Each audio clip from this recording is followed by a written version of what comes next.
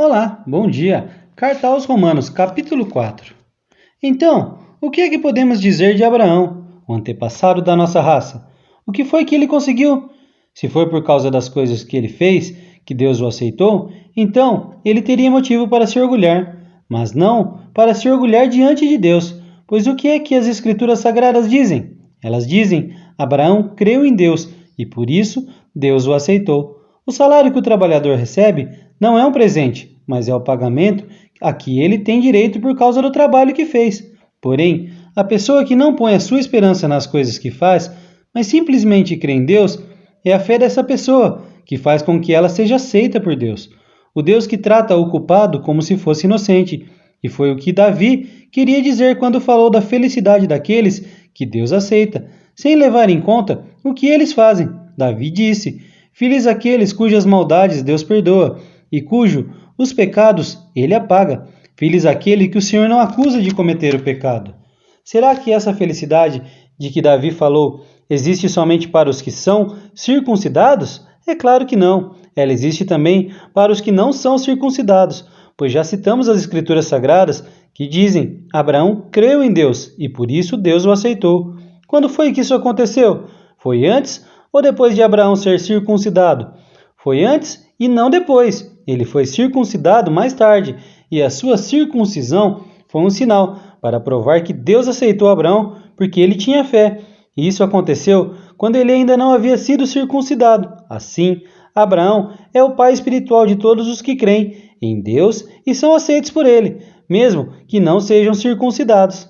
Ele é também o pai dos que são circuncidados, não apenas porque são circuncidados, mas porque vivem a mesma vida de fé que Abraão, o nosso pai, viveu antes de ser circuncidado.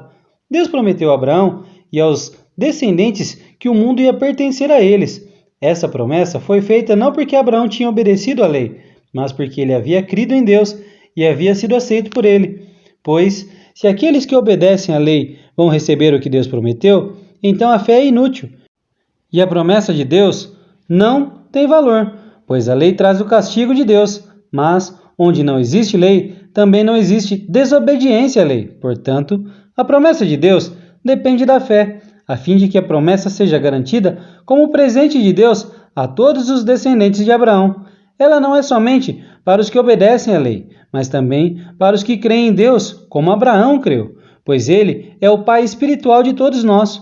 Como dizem as Escrituras Sagradas: Eu fiz de você o pai de muitas nações. Assim, a promessa depende de Deus, em quem Abraão creu, e o Deus que ressuscita os mortos e faz com que exista o que não existia.